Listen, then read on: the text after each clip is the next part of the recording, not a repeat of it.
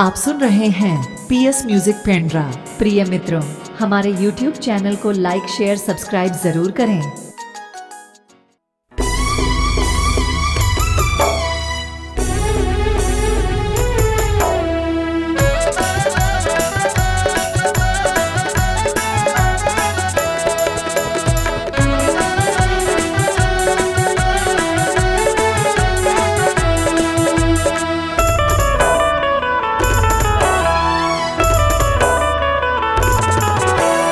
पेंड्रा गौरेला मरवाही पसान, पेंड्रा गौरेला मरवाही पसान।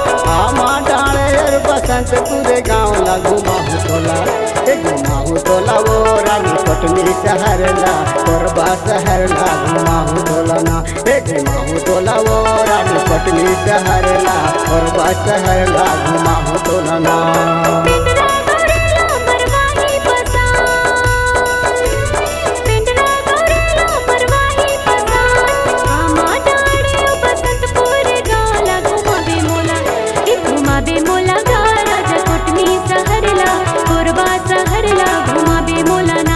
घुमाबे मोला राजा कोटमी सहरला, कोरबा सहरला घुमाबे मोला ना।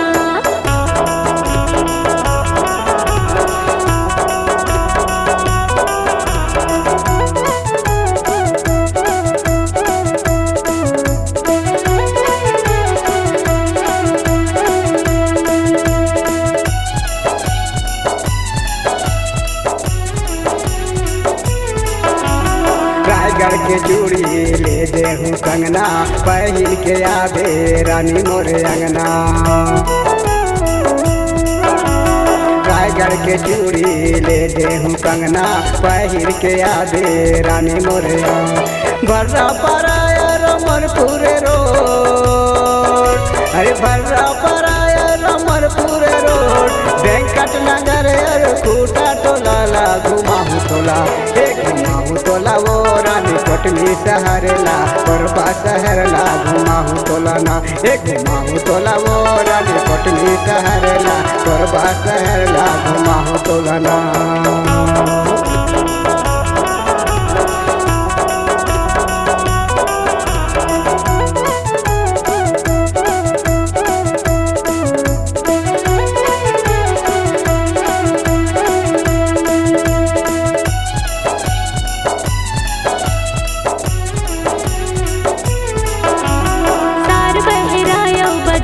पर खोटी ले दे बेरा जाते मुरबर लिपिस्ती,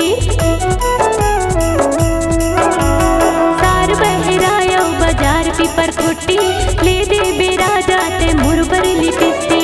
पतर कोनी और संजवानी, पतर कोनी और संजवानी, राजनगर कट घोराला घुमाबे मोला, घुमाबे मोला राजा कोटमी सहरला, कोरबा सहरला घुमाबे मोला ना, घुमाबे मोला राजा कोटमी सहरला, कोरबा सहरला घुमाबे मोला ना।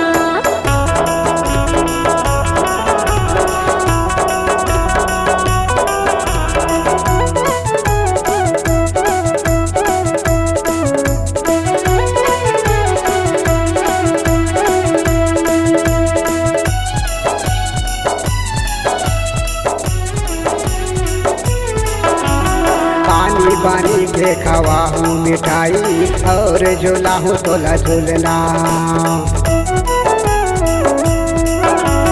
बंगला कपूरी के पान खवा के घुमा हूँ कोटबल गहना।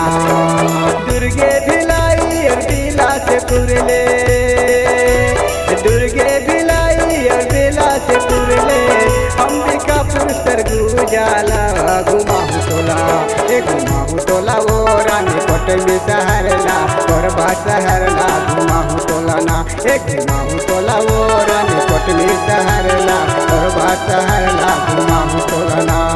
पेंड्रा गौरेला मरवाही पसान, पेंड्रा गौरेला मरवाही पसान। आमा डाले और बसंत बसंतपुर गाँव ला घुमाहू टोला घुमाहू टोला वो रानी कटनी शहर ला कोरबा शहर ला घुमाहू टोला ना घुमाहू टोला वो रानी कटनी शहर ला कोरबा शहर ला घुमाहू टोला ना।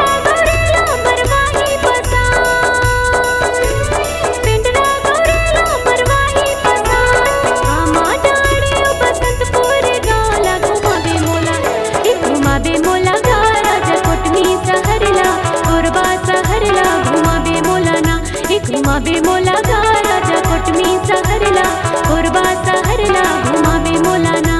घुमाहू टोला वो रानी कटनी शहर ला कोरबा शहर ला घुमाहू टोला ना। घुमावे मोला गा राजा कोटमी सहरला कोरबा सहरला घुमावे मोला ना। घुमाहू टोला वो रानी कटनी शहर ला कोरबा शहर ला